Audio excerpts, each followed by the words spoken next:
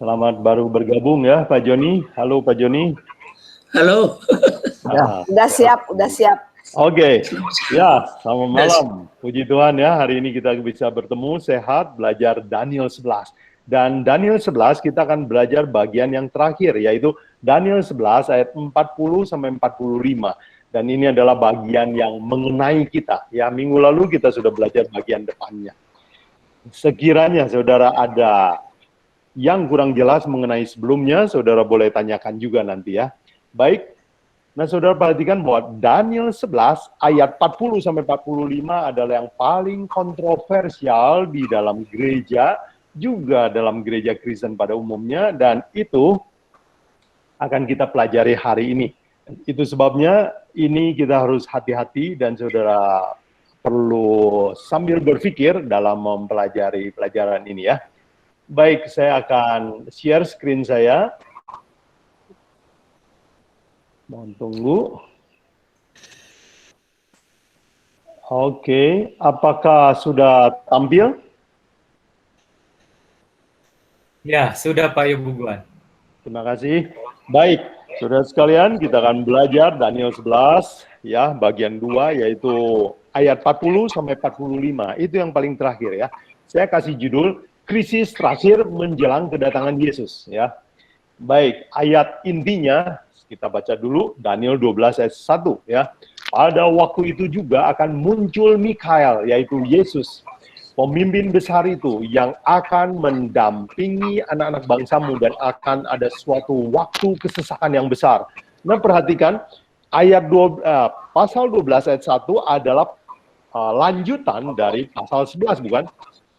Jadi kalau begitu, Daniel 11 kalau mau selesai, itu artinya akan muncul Yesus dan ada suatu kesusahan yang besar. Itu sebabnya saya beri krisis terakhir yang menjelang kedatangan Yesus. Jadi ringkasannya adalah begini, nomor 1 akan ada kesusahan besar, dan setelah itu Yesus datang. Baik, apa isi Daniel 11? Ayat 40 sampai 45. Isinya adalah Raja Utara akan menaklukkan dunia ya. Baik, pelajaran kita terdiri dari 7 kata kerja ya. Menyerang, memasuki, menjangkau, menguasai, parah, mengepung. Jadi saudara ingat, pelajaran hari ini terdiri dari 7 kata kerja.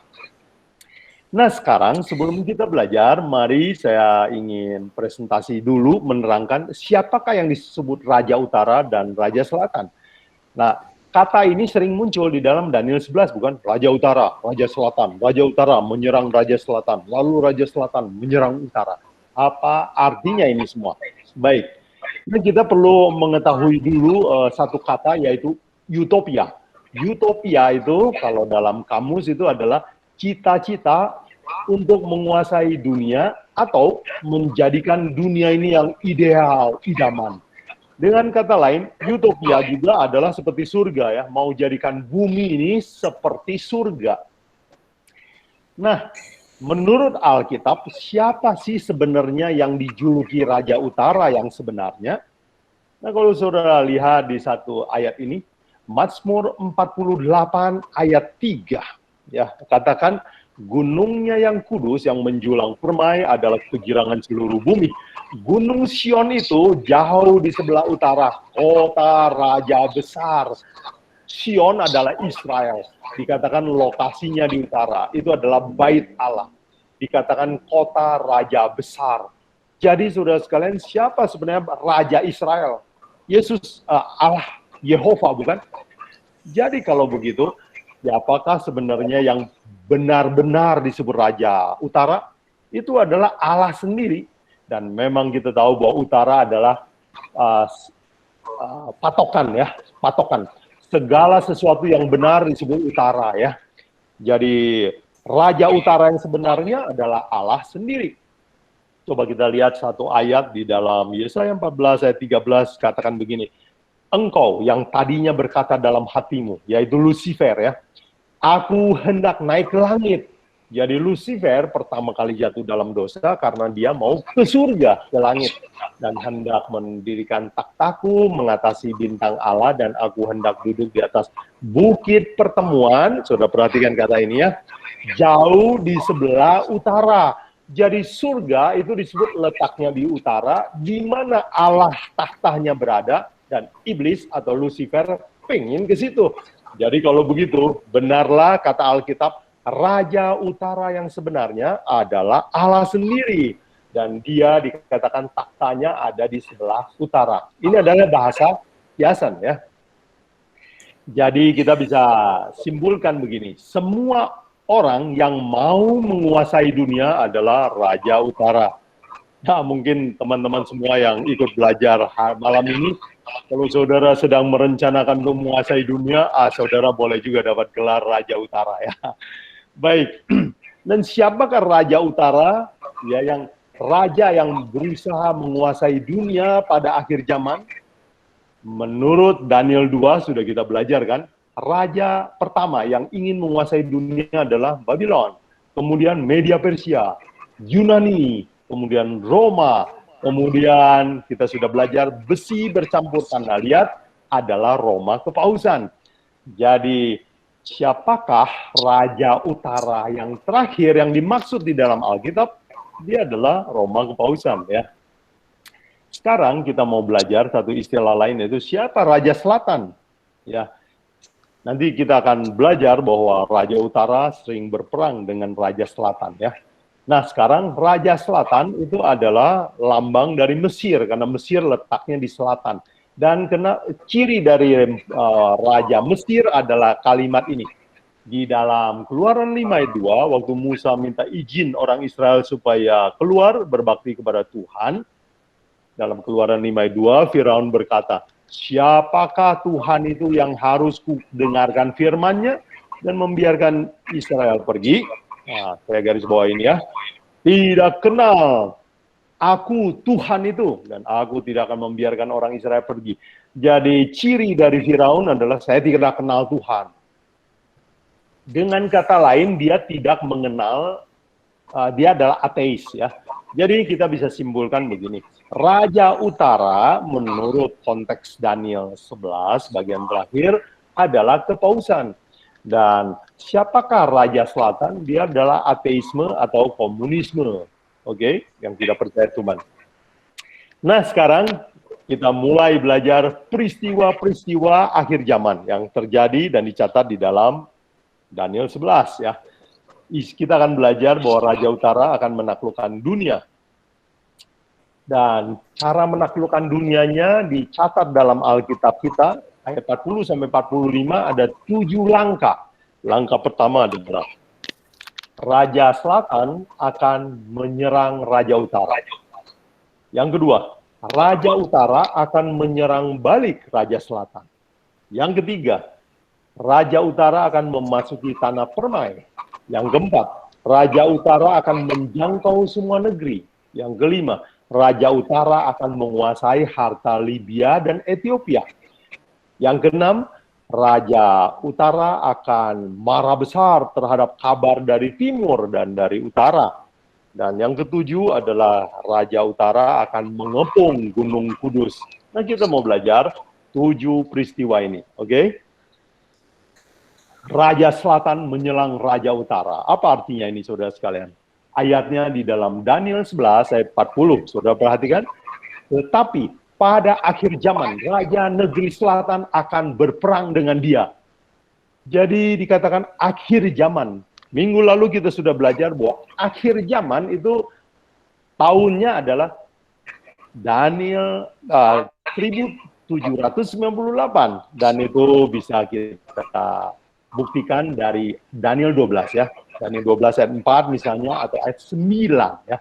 Bila mana kitab Daniel ini dipelajari dan dimengerti orang, itu adalah akhir zaman dimulai. Dan kapan kitab Daniel ini dipelajari orang secara terbuka? Itu adalah setelah kepausan jatuh, bukan? Jadi secara singkat saya ingin katakan bahwa kapankah Raja Selatan menyerang Raja Utara? Itu adalah tahun 1798. itu adalah waktu revolusi Prancis ya.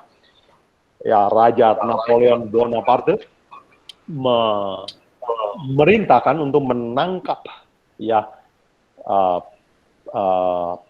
Paus Pius pada waktu itu untuk dipenjarakan, dan sejak itu kekuasaannya mulai hilang, berangsur hilang. Jadi peristiwa yang diterangkan dalam Daniel 11 ayat 40 adalah ateisme pada akhir zaman pada tahun 798 akan menyerang kepausan, dan itu digenapi dalam sejarah, bukan? Baik. Tetapi di dalam ayat berikutnya dikatakan, saudara baca ini, akan ada serangan balik ya. Daniel 11 ayat 40b. Saya bacakan, dan raja negeri utara itu akan menyerbunya dengan kereta. Dan orang berkuda dan dengan banyak kapal, dan ia akan memasuki negeri-negeri, mengenapi semuanya seperti air bah. Nah sekarang kita akan pelajari kata raja utara akan menyerang balik ya, terhadap raja selatan. Nah, apa artinya, saudara sekalian? Kalau tadi raja utara adalah kepausan, raja selatan adalah ateisme, berarti kepausan akan menyerang komunisme, bukan?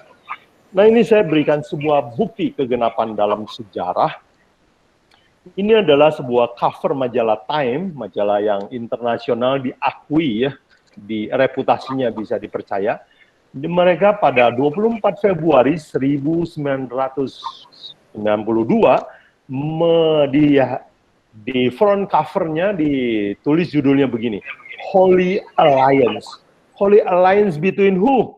Between Ronald Reagan, USA, dan Paus. Dan rupanya kerjasama mereka itu tujuannya adalah untuk menjatuhkan USSR, Uni Soviet. Dan kita tahu bahwa Uni Soviet sehari setelah hari Natal 26 Desember 1991 itu jatuh. Bendera Uni Soviet berakhir berkibar hari Natal 25 Desember 1991. Dan Uni Soviet ini jatuh, baru terbongkar rahasianya atas kerjasama kepausan dan USA. Dan ini adalah peristiwa bersejarah, bukan? Ya, iya. Teman-teman yang di Eropa pasti akan ingat peristiwa ini. Jatuhnya robohnya tembok Berlin ya. Ini peristiwa waktu tembok Berlin mau dirobohkan. Waktu itu ada pidato yang terkenal dari Ronald Reagan ya di tembok Berlin ini. Dia katakan, ya, Mr. Gorbachev, if you love peace and freedom, come and tear down this wall. Dan kalimat itu sekarang jadi sejarah, bukan? Dan ini tembok sudah puluhan tahun membatasi antara komunis dan negara Berlin, Jerman yang merdeka dan Jerman yang komunis. Dan banyak sekali orang ingin kabur, bukan, dari negara komunis dengan berbagai cara. Pada malam itu, tembok Berlin runtuh, dan itu menandai awal dari kejatuhan komunisme. Jadi, saudara sekalian, apa artinya Raja Utara akan menyerang balik Raja Selatan? Kepausan akan mengalahkan ateisme atau komunisme pada tahun 1991 dengan kejatuhan Uni Soviet sebagai pemimpin besar komunis dunia. Baik, itu yang kedua. Sekarang kita lihat apa peristiwa ketiga pada akhir zaman. Dikatakan oleh Alkitab, dia akan Raja Utara akan memasuki tanah permai. Mari kita baca. Daniel 11 ayat 41. Juga tanah permai akan dimasukinya dan banyak orang akan jatuh, tetapi dari tangannya akan terluput Edom, tanah Moab, dan bagian yang terpenting dari Bani Amon. Mari kita belajar apa artinya ini. Nah, saudara sekalian, tanah permai adalah Israel ya. Itu di dalam Daniel 9 ada kata-kata dari doa Daniel bahwa tanah permai, glorious land, itu adalah Israel. Dan Israel sejak Yesus mati, kemudian Injil diberitakan ke seluruh dunia, yang disebut Israel rohani adalah orang Kristen. Jadi kalau kita bicara konteks akhir zaman, yang disebut dengan Israel adalah orang Kristen. Dan saya kuatkan dengan dukungan sebuah ayat dari tulisan Paulus, misalnya saudara bisa baca juga Roma 11, tetapi juga Galatia 3:29. Mari kita lihat. Dan jikalau kamu adalah milik Kristus, kamu juga adalah keturunan Abraham dan berhak menerima janji Allah. Jadi saudara sekalian, kitab suci yang kita pegang ini punya orang Israel, bukan? Tetapi kita masuk bagian Israel. Kenapa? Karena lewat Yesus Kristus. Jadi kita jadi warga Israel melalui jalur Yesus Kristus. Bukan karena keturunan, tapi karena kepercayaan. Jadi puji Tuhan ya, kita yang dulu bukan disebut umat Allah, sekarang boleh disebut umat Allah ya. Dan mari kita lihat kata tadi adalah dan tanah permai akan dimasukinya. Berarti negeri Kristen akan dimasukinya. Wow, saudara sekalian, satu-satunya negara yang paling Kristen saya kira adalah USA, bukan? Dan memang menurut sejarah, USA atau negara Amerika Serikat adalah tempat pelarian kaum Protestan, bukan? Sejarahnya. Dan beratus-ratus tahun mereka takut kepada kepausan, kepada pemaksaan agama. Tetapi saudara sekalian, waktu bergulir dan manusia berubah. Sekarang saudara lihat foto ini, bukan? Ini adalah sebuah tanda zaman, bukan? Di mana Amerika menyambut Paus dengan sangat terhormat ya. Presiden datang ke airport, karpet merah digelar. Paus diundang berbicara di Kongres. Luar biasa. Tahukah saudara bahwa Kongres adalah perwakilan rakyat? Berbicara kepada Kongres itu adalah simbol, bukan? Bahwa dia berbicara kepada seluruh rakyat Amerika. Jadi kelihatannya kita ayat bahwa kepausan akan memasuki negara Kristen sedang digenapi, bukan? Dan coba saudara lihat foto ini, saya dapat di internet. Paus sedang berfoto bersama pemimpin Protestan yang terkenal ya, pemimpin-pemimpin besar Protestan di dunia. Bukankah gambar ini menceritakan sesuatu? Foto ini kalau dilakukan 500 tahun yang lalu tidak akan terjadi, tidak akan. Tetapi hari ini berubah. Tetapi saudara sekalian, ingatlah, Alkitab sudah bilang bahwa kepausan akan memasuki negara Kristen.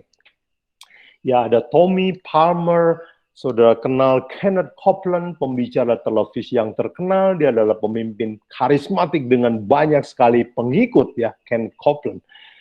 Dan kalau saudara lihat di YouTube, ada sebuah telekonferensi antara Kenneth Copeland dengan Paus.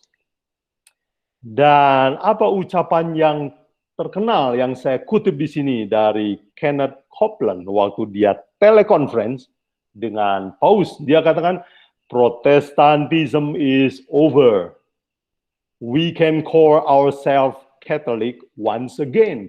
Wow, saudara sekalian, bukankah itu adalah sesuatu yang penting, bukan? Kalimat ini keluar dari orang Protestan bahwa kami sekarang gerakan Protestan sudah berakhir. Kami bisa disebut Katolik lagi. Nah, saudara sekalian, Alkitab meramalkan dengan tepat sekali, bukan? Dan mari kita lihat kalimat berikutnya, dikatakan 3 suku akan lepas, yaitu Edom, Moab, dan Amon. Nah, tahukah siapa saudara Edom, Moab, dan Amon? Ini adalah kerabat-kerabat dekat dari Israel, bukan? Edom itu nama lain dari Esau, jadi kakaknya Israel. Moab, Amon itu adalah sepupu, dia adalah anak dari Lot, keponakan Abraham. Jadi ini semua adalah saudara Israel. Kalau begitu, ini saya coba mengartikan ya, bahwa Edom, Moab akan lepas, artinya saudara sekalian, walaupun negara Protestan, Amerika Serikat, sampai saat ini sangat menghormati kepausan, tetapi ada saja orang yang setia dari gereja-gereja Protestan tersebut. Mereka tidak mau ikut suara mayoritas. Mari kita lihat peristiwa keempat yang akan terjadi pada akhir zaman, yaitu Raja Utara akan memasuki seluruh negeri. Ayatnya di dalam Daniel 11 ayat 42 dikatakan, ia akan menjangkau negeri-negeri dan negara Mesir tidak akan luput. Mari kita lihat apa artinya, saudara sekalian. Kita tadi sudah belajar bahwa yang dimaksud Mesir itu siapa? Mesir adalah negara yang bilang, aku tidak kenal Tuhan. Jadi dia adalah lambang dari negara ateis atau komunis. Tetapi yang sisa, sebab di atas tadi Raja Selatan sudah dikalahkan, sekarang dibilang Mesir nggak akan lepas. Berarti ada sisa negara komunis yang akan dihabisi oleh Roma kepausan. Jadi Mesir adalah lambang ateisme atau komunisme yang tersisa. Nah, saudara sekalian, kita belajar fakta sejarah, ini saya kutip juga dari internet, berapa negara di dunia ini sekarang yang masih komunis? 5, Kuba, Korea Utara, Vietnam, Laos, China. Dan China dikatakan dalam berita di internet, 800 tahun Paus tidak pernah ke Cina. Ya, terakhir adalah kunjungan tahun 1177. Tetapi saudara sekalian, apa yang terjadi? Sampai hari ini Paus belum pernah ke China. Tetapi lihat berita ini di internet. Will Francis be the first Pope to set foot on Chinese soil? Bukan main, saudara sekalian, saya merinding membaca berita ini, bahwa Alkitab meramalkan dengan tepat sekali bahwa negara komunis di dunia semuanya akan ditaklukkan oleh Roma kepausan. Nah, saudara sekalian, hari ini kita belajar, dan ini belum terjadi betul, belum genap 100%, dan kita adalah saksi sejarah. Dan bila mana terjadi, ingatlah firman Tuhan telah mengatakannya, dan ingatlah bahwa kesudahan zaman sudah dekat. Angkatlah mata kepalamu, kedatangan Tuhan sudah diambang pintu, kan? Baik, yang kelima, Raja Utara akan menguasai harta dunia. Ayatnya ini. Daniel 11 ayat 43 katakan, ia akan menguasai harta benda, emas dan perak, dan segala barang berharga dari negeri Mesir, dan orang Libya serta orang Ethiopia akan mengikuti dia. Nah, saudara sekalian, Libya adalah lambang negara kaya. Ethiopia adalah lambang negara miskin. Itu bahasa-bahasa di dalam Alkitab Perjanjian Lama. Jadi kalau begitu, ia akan menguasai harta dunia, termasuk harta dari kekayaan bekas negara komunis, dan baik negara kaya maupun orang negara miskin akan dia kuasai. Ayat ini memberi indikasi bahwa dia akan menguasai secara ekonomi dunia. Baik, kita akan belajar peristiwa ke-6, yaitu Raja Utara akan marah terhadap kabar dari timur dan utara. Mari kita baca ayatnya. Daniel 11 ayat 44. Tetapi kabar-kabar dari sebelah timur dan di sebelah utara akan mengejutkan hatinya, sehingga ia akan keluar dengan kegeraman besar untuk memusnahkan dan membinasakan banyak orang.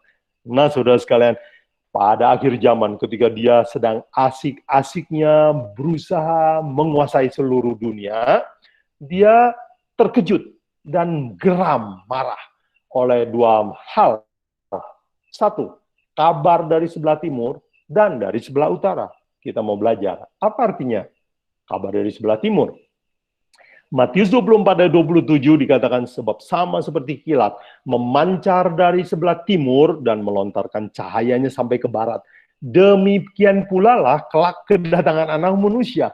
Jadi Matius 24, Yesus berkata bahwa anak manusia akan datang dari timur, ya, seperti kilat.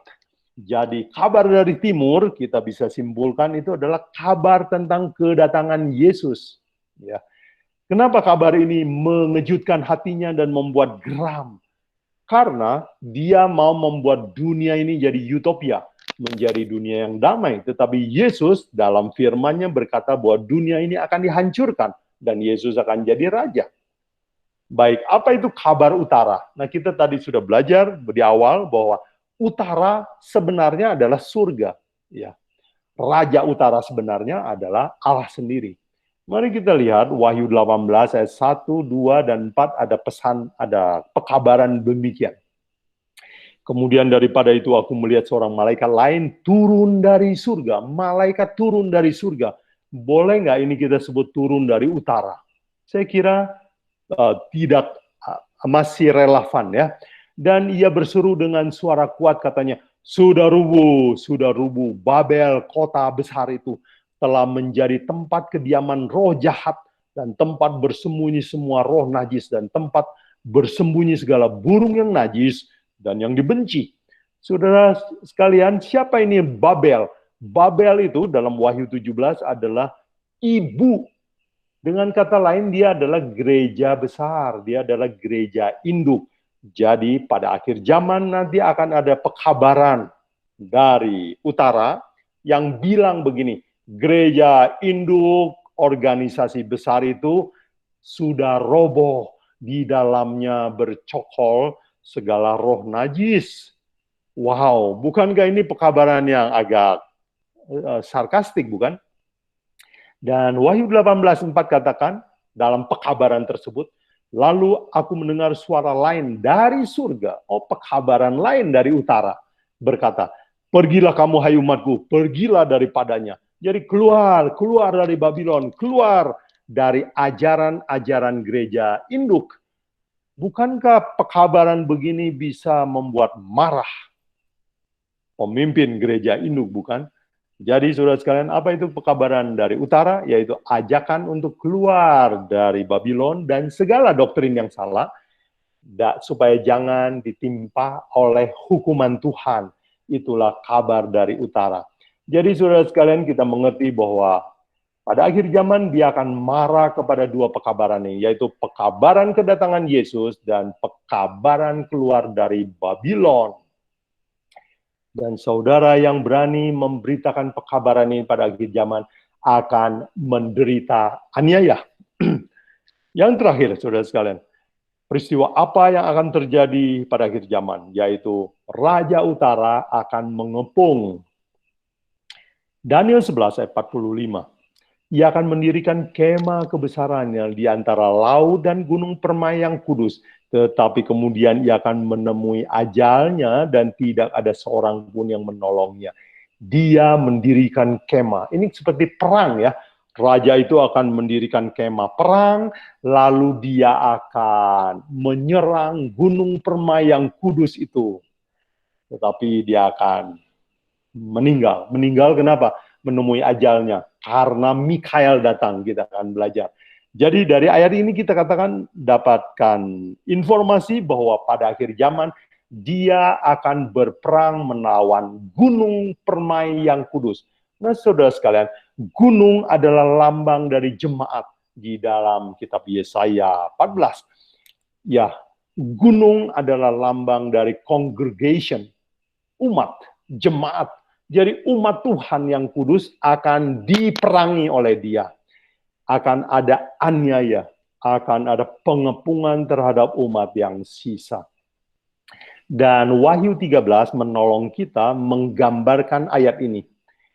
Saya kutip Wahyu 13 ayat 16-17, dan ia akan menyebabkan sehingga kepada semua orang kecil atau besar, kaya atau miskin, merdeka atau hamba, diberi tanda pada tangan kanannya atau pada dahinya, dan tidak seorang pun dapat membeli atau menjual selain daripada mereka yang memakai tanda itu, yaitu nama binatang itu atau bilangan namanya, yaitu 666. Jadi pada akhir zaman akan ada pemaksaan agama. Dia akan mengepung orang yang percaya kepada Alkitab. Dan siapa yang tidak mau mengikuti doktrinnya akan mengalami hukuman mati. Itulah keterangan dari Wahyu 13. Jadi saudara sekalian, apa yang kita lihat semua ini, belum semuanya tergenapi, tetapi sebagian besar sedang digenapi. Dan kita adalah saksi zaman. Saudara sekalian, mengakhiri pelajaran ini saya ingin simpulkan kepada kita semua bahwa pelajaran kita mengandung dua kabar. Satu kabar baik yaitu Yesus akan datang segera. Kabar buruknya adalah akan ada kesusahan besar, saudara sekalian. Pertanyaannya, apakah kita siap? Kita akan mengalami aniaya. Dan kita harus bertahan sampai kesudahan. Bagaimana caranya kita bisa bertahan kesudahan? Kalau hari ini kita nggak sabaran. Jadi tantangan dan himbauan saya buat kita semua, mari kita introspeksi. Apakah kita sabar di rumah? Kalau istri kritik, kita mudah marah nggak? Suami bagaimana? Apakah saudara mudah marah kepada customer atau kepada supplier? Saudara kalau belanja tidak puas sedikit, apakah saudara mudah memaki-maki orang? Memang itu hak kita kalau kita dilayani buruk, tetapi kebiasaan memaki, tidak bisa menahan diri, bukanlah ciri anak-anak Tuhan, bukan? Kalau kita dikritik ya di gereja, apakah di dalam rumah dengan saudara kita, apakah kita mudah tersinggung? Sebagai penutup, saya ingin membacakan sebuah standar kekristenan yang Yesus cita-citakan dari kita, pengikutnya, supaya kita bisa bertahan sampai akhir zaman. Saya kutip Matius 5 ayat 10 dan 11 ya. Yesus berkata, "Berbahagialah orang yang dianiaya oleh karena kebenaran, karena merekalah yang ampunya kerajaan surga." Apa katanya kalau saudara dianiaya? Berbahagia, tersenyum. Ayat 11, "Berbahagialah kamu jika karena aku kamu dicela dan dianiaya, dan kepadamu difitnahkan segala yang jahat." Wah, Yesus katakan kalau saudara difitnah, berbahagia. Biasa tersenyum, biasa legowo, biasa memaafkan, rileks, santai, jangan mudah terprovokasi. Saudara sekalian, kalau begitu, sebelum akhir zaman tiba, tantangannya adalah marilah kita berlatih hari ini di rumah kita, di lingkungan kita, di gereja kita, dengan saudara-saudara kita, dengan kerabat kita, dengan orang tua kita, belajar sabar. Dan itu akan menolong kita latihan bertahan sampai akhir zaman. Saya harap pelajaran hari ini menolong kita untuk lebih setia kepada Tuhan. Sebelum kita masuk tanya jawab, mari saya akhiri dengan kita akan tunduk kepala untuk berdoa. Bapa kami di surga, terima kasih. Kami telah belajar sebuah nubuatan yang sangat kontroversial. Bantu kami, Roh Kudus menolong kami selama kami tanya jawab.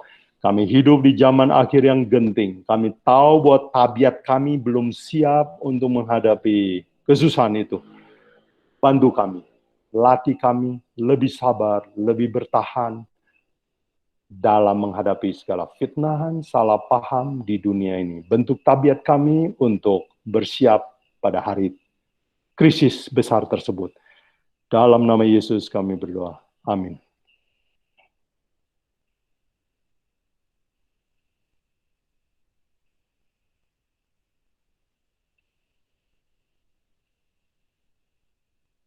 Halo?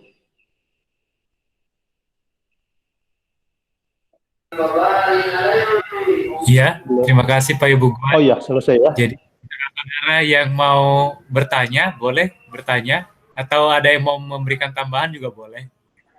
Oke, iya agak lama ya. Mungkin ada 50 menit ya. Akhirnya selesai juga. Terima kasih ya, saudara sudah sabar. Silakan kalau ada pertanyaan atau tanggapan.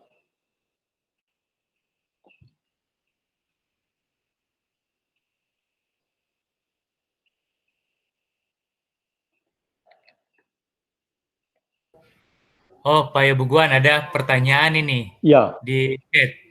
Saya baca ya. Oke. Dari Ibu Terry. Iya.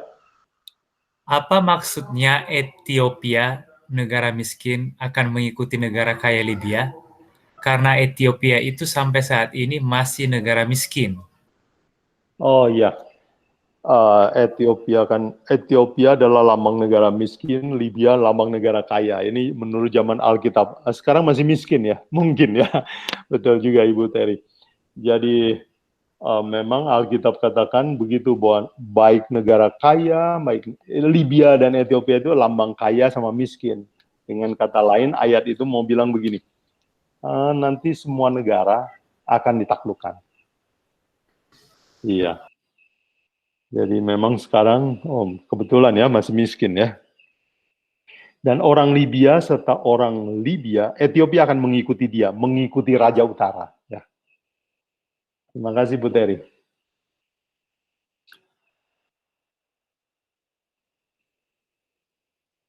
Ya, biasanya kalau negara kaya sudah ditaklukkan, negara miskin lebih mudah, bukan? Karena negara miskin biasanya nggak punya posisi tawar yang kuat. Ya, jadi kalau negara kaya ditaklukkan, mudahlah yang lain-lainnya ya. Komunis juga yang ditaklukkan adalah komunis yang gedenya dulu. Uni Soviet. Setelah yang besarnya, yang lain ya lebih gampang lah. Misalnya Kuba ya, saya dengar dari orang Kuba bahwa Paus sudah mengunjungi Kuba, bukan? Jadi Kuba sudah dikunjungi. Yang belum adalah Cina, Vietnam, Korea Utara. Ya, kita sedang menunggu. Kalau saudara baca berita itu cepat-cepat bagi sama teman-teman yang lain ya. Nubuatan lagi digenapi. Oke. Thank you, Bu Terry.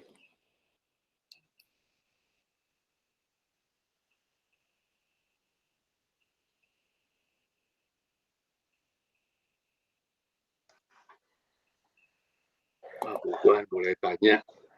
Oh iya, Pak Freddy. Silakan Pak Freddy. Jadi kalau dengar nubuatan ini kan rencana Tuhan ya Pak ya? Iya, betul. Nah, Bukan jadi, ya, oke.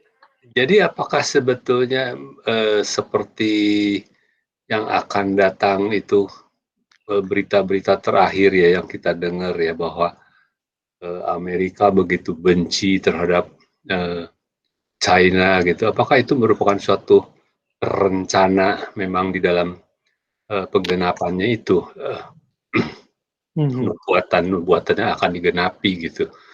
Dan apakah yang kedua pertanyaannya Roma itu kalau dibilang dia akan menjadi rajanya yang terakhir, apakah dia itu memang sudah punya istilahnya bahasanya kalau kita kerja itu kan punya program gitu. Ya, ya. Apakah mereka itu memang sudah punya program bahwa saya harus begini, harus begini, harus begini, harus berkunjung ke Cina, harus berkunjung ke mana aja gitu.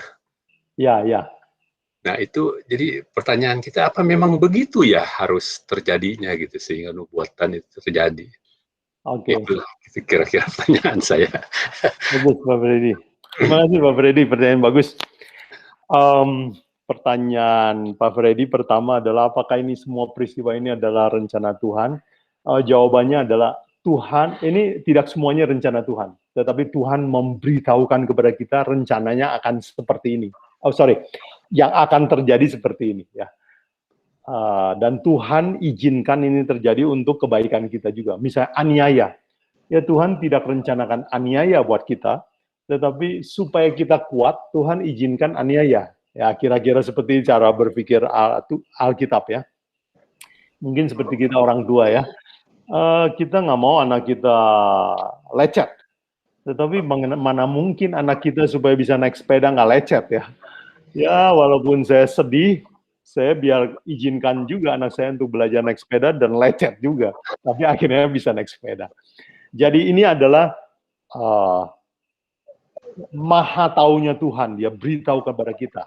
Nah, saya waktu saya belajar nubuatan, saya itu seperti kagum sekali. Kenapa?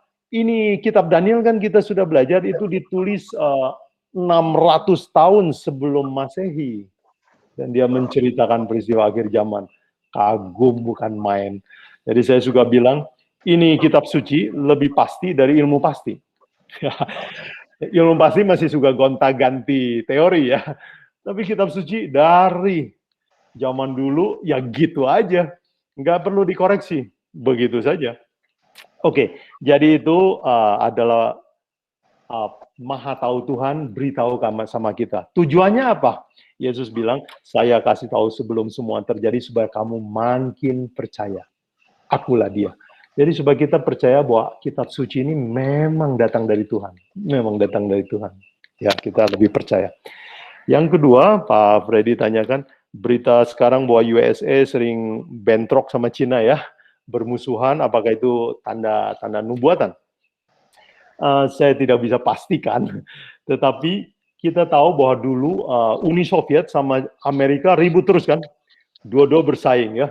Satu bikin Apollo, satu bikin Sputnik ya. Saya waktu dulu masih muda suka baca koran begitu, wah orang-orang bilang bakal perang dunia ketiga antara Amerika sama Soviet. Jadi waktu itu semua ketar-ketir. Amerika bikin bom atom, Uni Soviet juga bikin tenaga nuklir, semua mereka bersaing terus. Tetapi rupanya di balik persaingan itu akhirnya terbongkar. Amerika didukung oleh Kepausan, oleh Vatikan, berusaha menjatuhkan Uni Soviet dan tumbang. Dan waktu tahun 91 waktu Uni Soviet tumbang itu seperti mimpi ya. Saya ingat waktu itu masih zaman mahasiswa ya, kita diskusikan itu ya. Kaget setengah mati. Soviet yang dikagumi seluruh dunia, kenapa bisa tumbang? Dan itulah yang terjadi. Nah sekarang, Amerika lagi ribut sama Cina ya. Nah kalau ya, Pak Freddy, kalau cara belajar nubuatan kita benar, mestinya komunis Cina suatu hari akan jatuh. Akan jatuh. Komunis Cina akan jatuh. Nah, kita sekarang lagi menjadi saksi sejarah. Cina sekarang hampir nggak mungkin jatuh secara logika. Uangnya, mungkin cash flow-nya lebih hebat dari Amerika Serikat, bukan? Dia punya cadangan devisa bisa besar sekali. Industrinya lagi berkembang. Economic growth-nya itu nggak ada saingannya di seluruh dunia. Cina lagi hebat-hebatnya. Tetapi Alkitab mengatakan, kalau cara belajar kita sekali lagi benar, bahwa suatu hari Cina komunis akan tumbang, kata firman Tuhan. Jadi itu saya yang Alkitab katakan ya. Jadi soal sekarang Amerika sama Cina lagi berantem, apakah ini tanda nubuatan? Kita tidak bisa pastikan. Kita nonton dulu Pak Freddy. Ya, panggung sejarah ini ya. Tetapi ingat teman-teman semua, menurut cara belajar yang saya lakukan ini adalah Cina komunis suatu hari akan jatuh. Baik, yang ketiga, Pak Freddy ditanyakan, Roma akan jadi raja, apakah sudah ada programnya? Ya, jawabannya adalah iya. Kalau Bapak Ibu lihat, organisasi yang paling rapi di seluruh dunia adalah siapa? Vatikan, Kepausan. Itu organisasi beratus-ratus tahun, ribuan tahun bertahan. Jadi kalau saudara mau belajar berorganisasi, belajarlah kepada Vatikan. Bagus sekali, leadership-nya, rules-nya. Nah, kenapa mereka bisa bertahan? Pasti ada agenda, pasti ada program. Ya, sebuah organisasi yang bagus, pasti ada aturan yang bagus. Jadi mereka punya agenda, mereka punya program yang kalau pemimpinnya diganti, dia tinggal jalankan.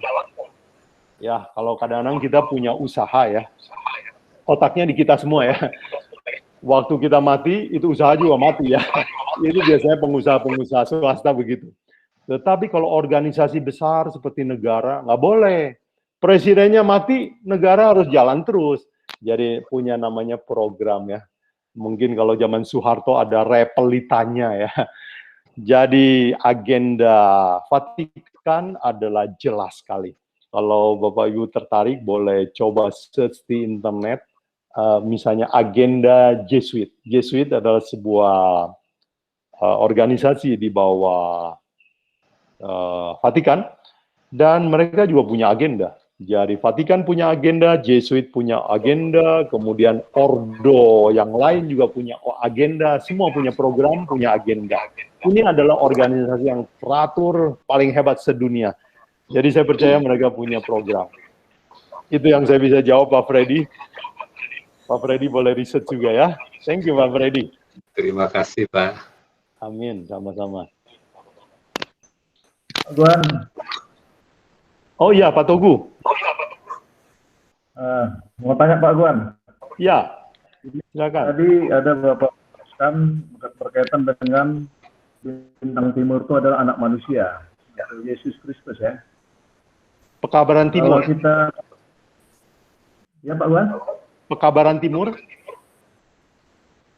Maksudnya bintang timur itu yang itu bintang timur itu kan Yesus ya.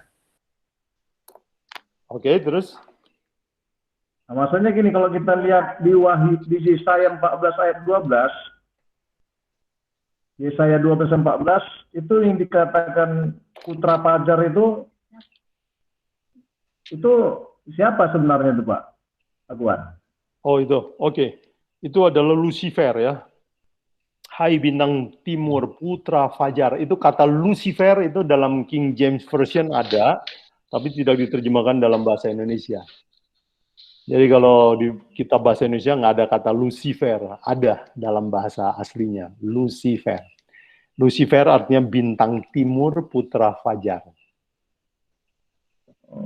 Itu adalah gelar iblis, gelar malaikat terhebat di surga. Nah, Yesus itu disebut tadi bukan bintang timur, tapi pekabaran dari timur ya. Yesus akan datang dari timur. Jadi Yesus adalah kilat yang memancar dari timur sampai ke barat.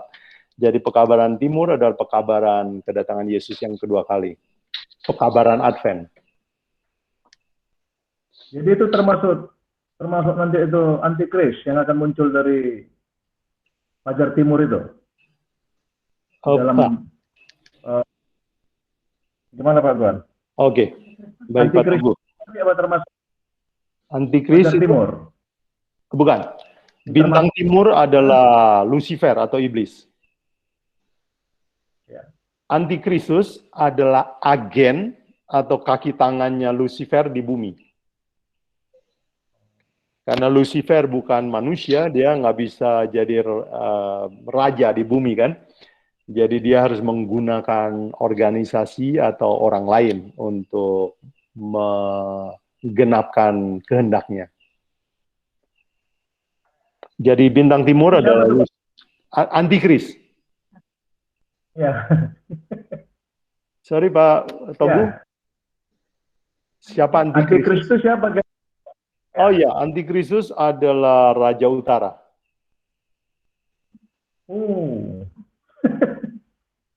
Raja Utara kan sorga tadi. Raja Utara yang akhir zaman adalah Roma Kepausan.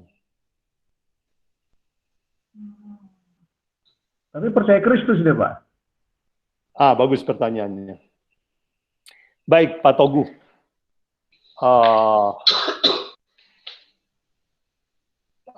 Percaya Kristus, tetapi dia mengambil, kita sudah belajar di Daniel 7, bahwa dia mengambil gelar-gelar Kristus.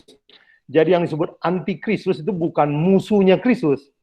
Dia percaya, tapi menyaingi ya, kita bilang bolehlah menyaingi. Sama seperti Yesaya 14, iblis, Lucifer itu, aku ingin menyamai Allah. Jadi dia kenal Allah, dia tahu Allah, dia percaya Allah ada, tapi dia mau menyaingi. Nah coba kalau kita belajar Daniel 7 kan, apa saja gelar-gelar dari Roma Kepausan. Ya saya sebelumnya minta maaf kepada saudara-saudara sekalian, kita tidak anti agama tertentu ya, kita lagi belajar sejarah, ingat ya. Ya kalau kita bilang Belanda menjajah Indonesia, ya Ibu Meti di Belanda tentu tidak akan marah, bukan? Karena kita lagi belajar fakta. Oke, jadi Roma Kepausan ini memakai gelar-gelarnya Yesus ya, Pak Togu. Mungkin Pak Togu bisa mau catat atau mau ingat saja yang beberapa minggu lalu kita pelajari, yaitu contoh gelar daripada Paus adalah satu, Pontifex Maximus, artinya imam besar. Siapakah yang punya gelar imam besar sekarang di dalam Alkitab? Yesus Kristus, kata kitab Ibrani. Oke, dia punya gelar lain. Ini semua di internet ada ya. Gelar lain adalah Vicar of Christ. Itu artinya representative of Christ on earth. Jadi dia adalah representasi Yesus di bumi. Kemudian dia adalah kepala gereja. Menurut Alkitab, siapakah kepala gereja yang sebenarnya? Yesus Kristus. Kemudian dia mengatakan, menyebut takhta Vatikan adalah takhta suci atau Holy See. Kita tahu dia menurut Alkitab takhta suci adalah tahtanya Allah yang boleh disebut suci. Kemudian dia menyebut dirinya Pope atau Papa atau Pater atau Father. Yesus berkata dalam Matius 23, jangan sebut seorang pun di bumi ini Bapa, Papa, Pater, secara rohani. Karena hanya satu Bapamu yang di surga. Jadi sebutan Bapa dalam arti rohani, bukan Bapa hari-hari ya. Bapa dalam arti rohani hanya boleh ditunjukkan kepada Bapa yang di surga. Dan banyak lagi lah. Jadi anti-Kristus itu artinya dia menyaingi Kristus. Menyerupai ya. Boleh begitu Pak Togu? Terima kasih Pak. Terima kasih sama-sama. Silakan, saudara sekalian yang lain. Boleh tanya? Oh, boleh Bu Medi. Tadi semula ya itu masih menyangkut mungkin Pak Buan bilang Raja Utara sebenarnya Allah sendiri. Iya. Tapi udah itu mungkin saya bingung itu. Raja Utara itu kepausan, jadi yang mana? Oke, terima kasih Bu Medi. Nah, ya. Jadi Raja Utara itu sebenarnya Tuhan, tapi banyak yang mau jadi Raja Utara. Lucifer mau jadi Raja Utara. Ya. Babylon mau jadi Raja Utara. Jadi semua mau bersaing sama Tuhan. Ya. Nah, pada akhir zaman siapakah yang mau menyaingi Tuhan? Ya, Roma Kepausan. Karena cita-citanya adalah dia mau menjadi raja di bumi, membuat dunia ini menjadi tempat yang lebih baik. Dan Yesus juga punya rencana yang lebih baik buat bumi ini, bukan? Jadi Raja Utara itu yang asli adalah Allah sendiri, tetapi Raja Utara yang di dalam di Daniel 11 bagian terakhir itu adalah manusia di bumi yang ingin mengambil tempat Allah. Boleh begitu ya Bu Medi? Jadi Raja Utara palsu lah kita bilang ya. Raja Utara asli Tuhan. Terima kasih Bu Medi. Terima kasih Pak.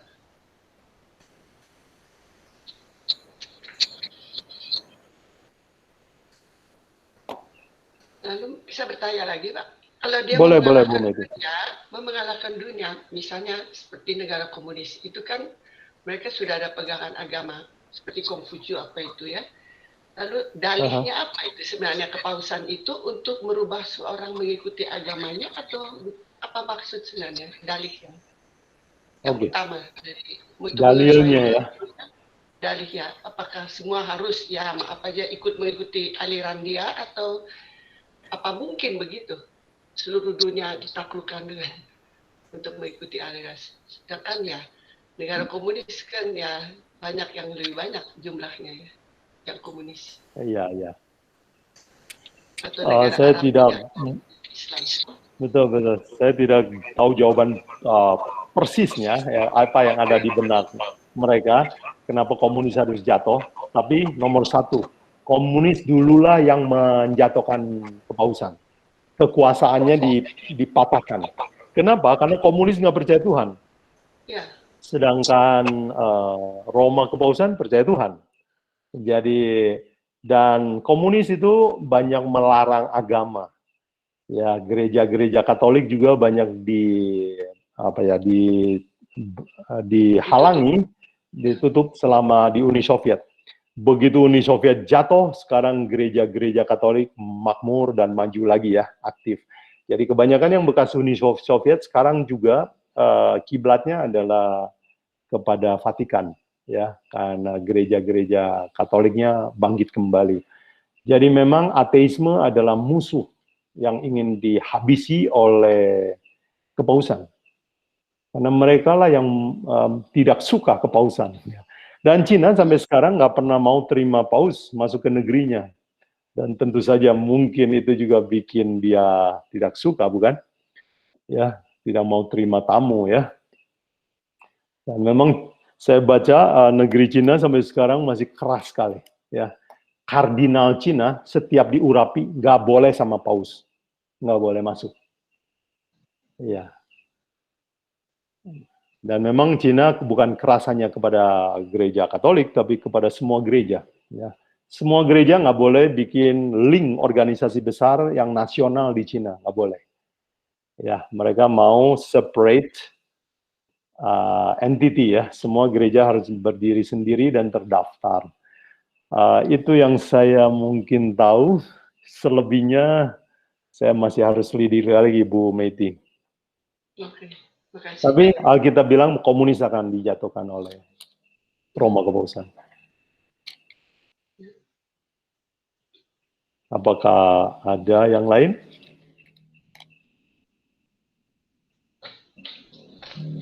Pak Guan.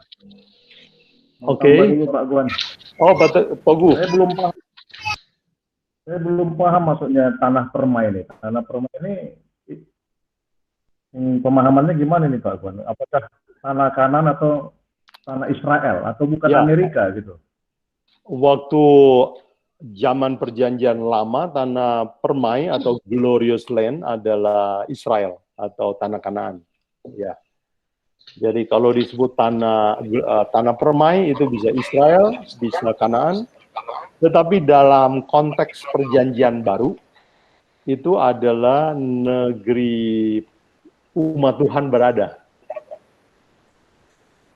Nah, kalau nanti kita belajar Wahyu, umat Tuhan paling banyak berada di negeri yang Protestan, ya. Karena mereka itu disebut umat Tuhan yang lari dari Eropa, mengungsi ke Amerika untuk bisa beribadah dengan bebas. Jadi tanah permai untuk perjanjian baru bisa ditafsirkan sebagai negeri Amerika Serikat. Boleh begitu, Pak Togu? Cukup jelas nggak ya? Dikit Pak, maksudnya gini Pak, itu sekarang bangsa Israel itu kan tidak mengenal Kristus pada umumnya ya, ada juga sebagian mungkin. Ya. Sebagian mungkin sudah ada yang Kristen yang mengenal Kristus. Artinya itu tanah Israel itu akan menjadi tempat yang dimaksud tanah permai itu tempat madu ya, apa istilah perjanjian itu Pak ya? Oh iya, tanah yang berlimpah susu dan madu ya. Iya betul Pak Guan. Mohon penjelasan Pak Guan. Oke. Jadi ya, Israel adalah tanah yang Tuhan rencanakan untuk jadi tempat makmur. Ya. Dan selama Israel taat sama Tuhan, negara Israel makmur kan. Waktu Salomo dia taat sama Tuhan, Tuhan berkati negaranya dengan kemakmuran, luar biasa makmurnya. Tapi saking makmurnya jadi jatuh dalam dosa ya. Jadi hati-hati dengan kemakmuran juga. Nah, bagaimana kita lihat tanah Amerika Serikat? Kita akan nanti pelajari di dalam kitab Wahyu bahwa Amerika Serikat adalah tanah perjanjian. Kenapa? Karena semua orang yang pergi ke Amerika kan berharap mengalami kemakmuran ya. Ada berlimpah susu dan madu. Dan memang untuk beratus-ratus tahun Amerika adalah negeri idaman orang untuk mencari kebebasan. Ya, dulu. Dan apa hasilnya? Negeri yang didirikan oleh iman Kristen ini. Amerika Serikat diberkati Tuhan kan? Maju. Dalam hanya ratusan tahun ini, dia telah menjadi ekonomi terbesar di seluruh dunia. Ya, sekarang Cina sudah mulai menyusul ya. Tetapi tetap Amerika adalah ekonomi terbesar seluruh dunia sampai hari ini. Mata uang yang jadi standar dunia apa, Pak Togu? USD ya, US dollar. Itu negara baru berdiri berapa tahun lalu ya? 200 tahun lalu. Itu sudah jadi standar dunia. Jadi semua orang yang mau menurut kepada Tuhan, Tuhan berjanji, aku akan mengangkat kamu menjadi kepala, bukan jadi ekor. Ya, thank you. Jadi tanah permai adalah Amerika Serikat untuk konteks perjanjian baru, negeri yang penuh susu dan madu. Walaupun sekarang madu dan susu mulai habis di Amerika, tetapi ya masih memenuhi nubuatan ini. Dan tanah yang berlimpah susu dan madu di perjanjian lama adalah tanah Kanaan. Thank you, Pak Togu. Oke, terima kasih, Tuan. Terima kasih. Adakah yang lain? Itu Pak Joni tuh mau bertanya. Oh, Pak Joni, raise hand. Yes, please, Pak Joni. Pertanyaan saya sebenarnya ada di luar konteks. Tapi nggak apa-apa, toh? Boleh. Ya. Di dalam Matius 12 ayat 40 dikatakan bahwa ahli Taurat itu dan orang Farisi minta tanda. Dan tanda itu hanya sekali. Apa maksud tanda itu? Saya baca ya. Oh iya.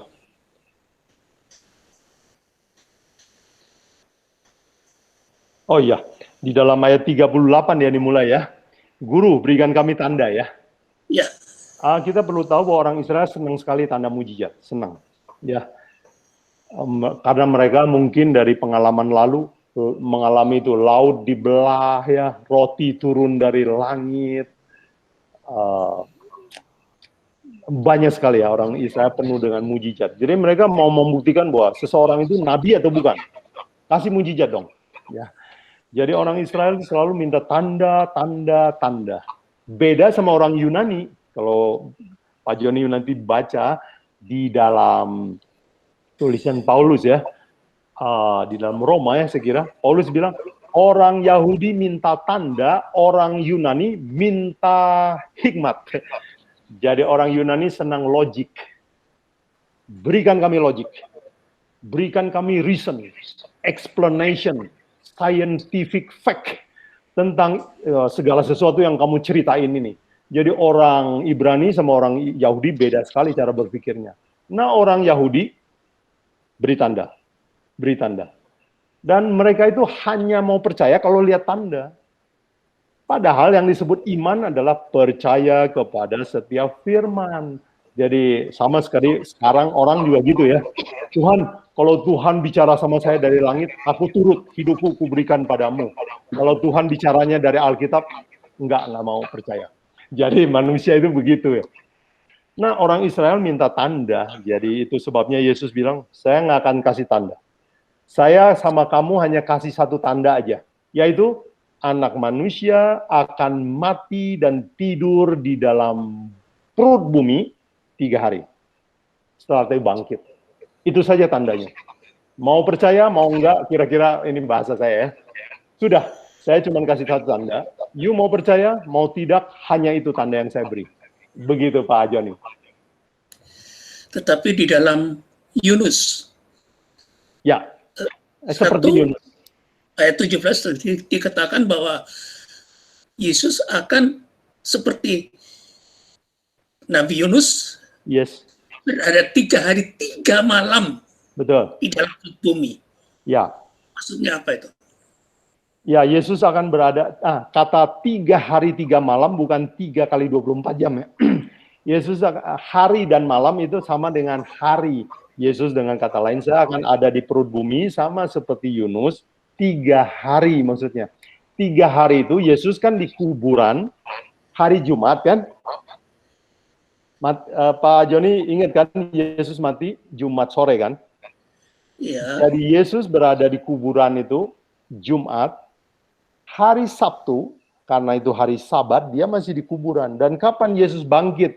Minggu pagi-pagi. Jadi Yesus berada di kuburan 3 hari.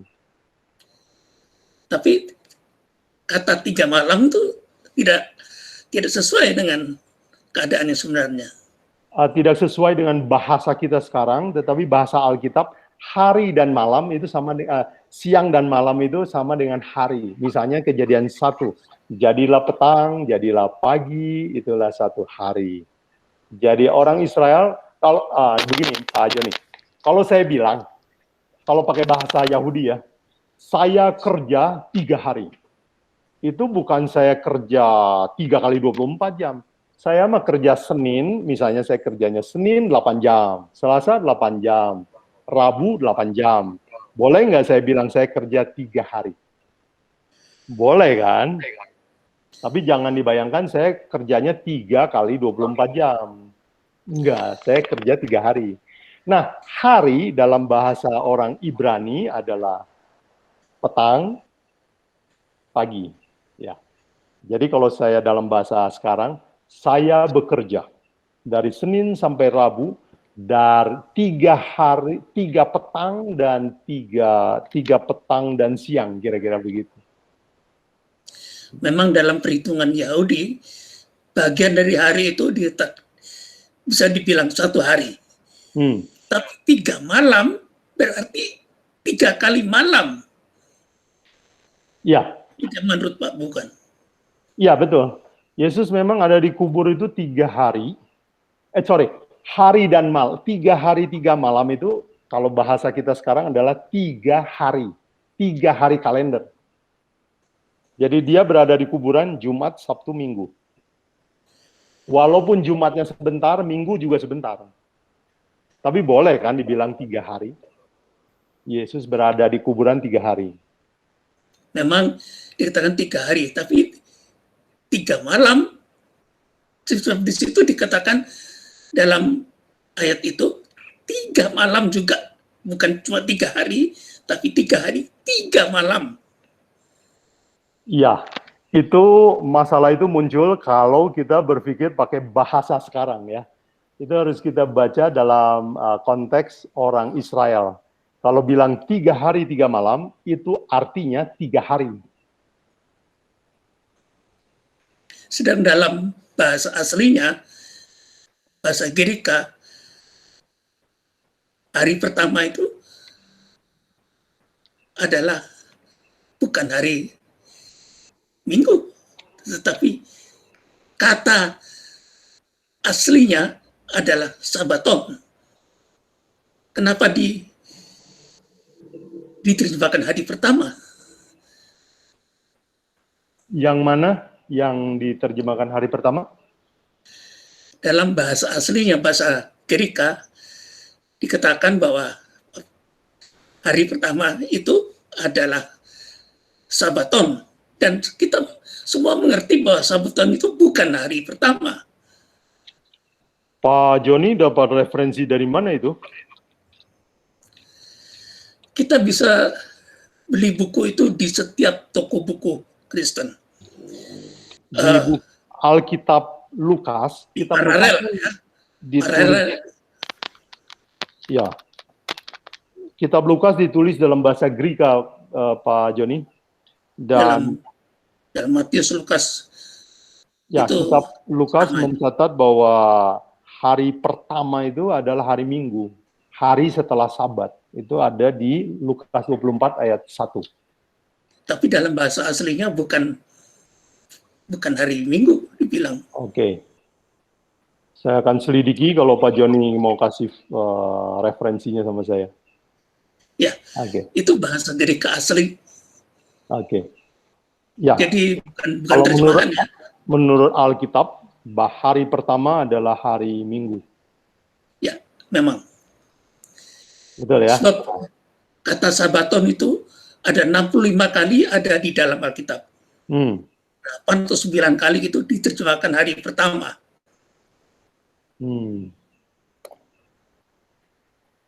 Oke. Terima kasih tambahannya. Terima kasih. Terima kasih Pak Joni. Apakah ada yang lain, saudara sekalian?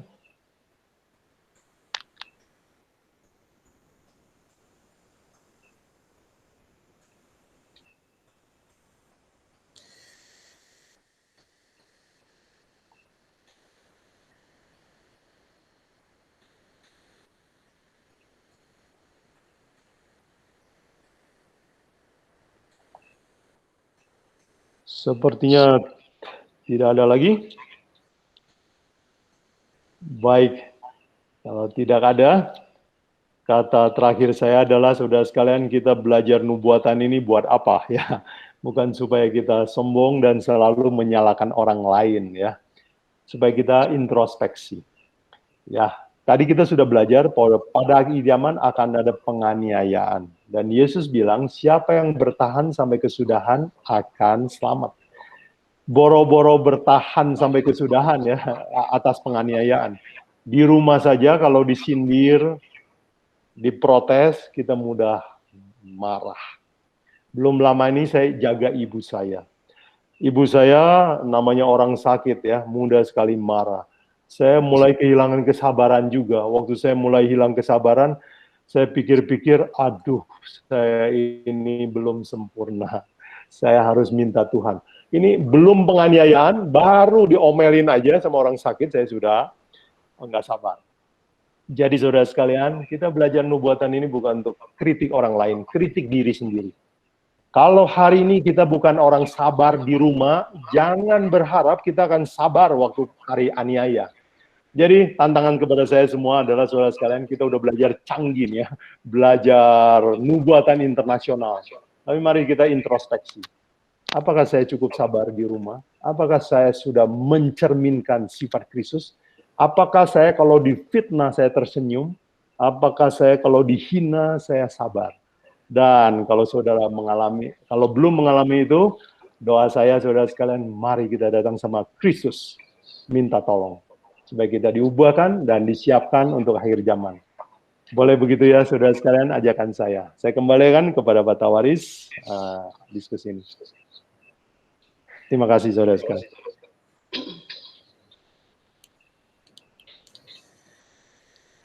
Iya, terima kasih Pak Ibu Puan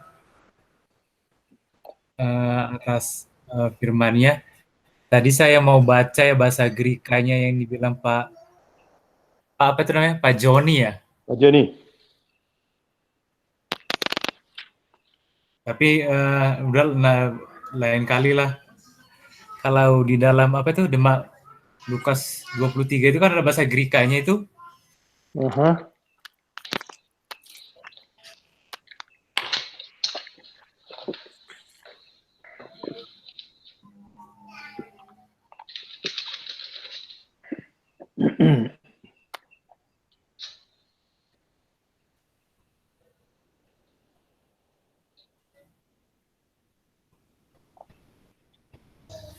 Saya baca ya, bahasa Greek kan ya.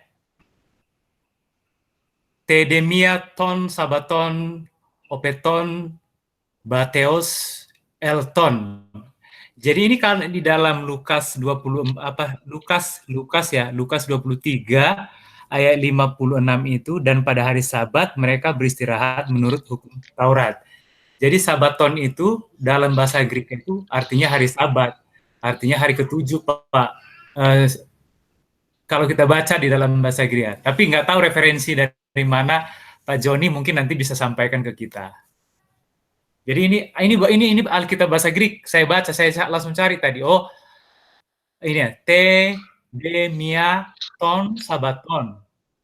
Apotou. Jadi sabaton itu adalah hari Sabat. Sabat itu hari ke-7 gitu. Kalau kita baca. Tapi kalau ada referensinya dari Pak Joni nanti ya boleh aja kita sharing bersama. Terima kasih. Terima kasih tambahannya. Jadi itu pelajaran kita pada malam hari ini. Terima kasih Pak Ibu Guan. Kita undanglah Ibu Meti berdoa untuk kita. Tetap kita doakan Pak Freddy ya. Iya. Bu Meti doakan Pak Freddy ini lagi bergumul ini. Udah dicek, tadi hasilnya juga belum tahu. Mudah-mudahan bagus. Ya Pak Freddy ya. Terima kasih. Baru Tuhan. Orang tuanya Pak Ibu Guan tetap kita doakan supaya sehat, dan yang lainnya yang kurang sehat juga kita doakan. Ya, silakan Bu Meti. Bapa kami dalam surga yang maha kuasa, maha besar dan maha pengasih dan penyayang. Terima kasih atas kesempatan yang indah ini yang Kau berikan pada kami semua yang haus akan kebenaran yang haus akan ya untuk memperbaiki hidup kami, di mana kami sudah mendengar semua, di mana kami harus memperbaiki diri kami, introspeksi diri kami sebelum masa pengalihan itu. Sebenarnya masa pengalihan itu sudah terjadi dalam hidup kami sehari-hari, dan kami mohon Roh-Mu yang suci masuk dalam hati kami, membimbing kami, dan memberikan petunjuk apa yang kami harus lakukan sesuai dengan kehendak Tuhan. Terima kasih firman yang luar biasa yang kami dapatkan hari ini, dan juga bisa menambah kekuatan iman kami. Berkati juga Pak Buan, dan terutama ya kami doakan juga Ibu beliau yang masih sakit. Kiranya Tuhan jamahlah dengan tangan-Mu yang penuh kuasa, dan berkati segala tangan dokter dan juga obat-obatan yang diberikan kepadanya. Dan juga tak lupa juga dengan Pak Freddy yang sekarang masih dalam perawatan, yang juga masih dalam keadaan sakit. Kiranya Tuhan yang bisa menyembuhkan Pak Freddy ini dengan kuasa-Mu yang luar biasa, yang mungkin sebagai kami manusia kami tidak bisa mencapainya, tapi hanya Tuhan yang dokter di atas dokter. Dan juga Pak Buntaran yang sedang dirawat matanya juga, kiranya Tuhan sembuhkan dari sakitnya, dan berkati juga obat-obatan dan perawatannya selama ini. Sertai kami pada sepanjang hari ini, terutama malam ini, dan supaya kami dapat beristirahat dengan tenang, dan dengan besok pagi bangun dengan tubuh yang sehat untuk kepujian besar nama Tuhan. Dan pertemukan kami lagi pada hari Senin yang minggu depan dalam keadaan sehat. Tak lupa juga banyak orang yang sedang menderita sakit, yang kami tidak bisa sebutkan satu persatu. Kiranya Tuhan juga jangan lupakan mereka, dan Tuhan jamah mereka juga dan sembuhkan dari mereka punya penyakit. Ya Tuhan, serahkan doa ini dalam tangan Tuhan. Serahkan doa ini atas nama Bapa, Anak, dan Roh Al Kudus. Amin. Amin. Terima kasih Iya. Pak Buan.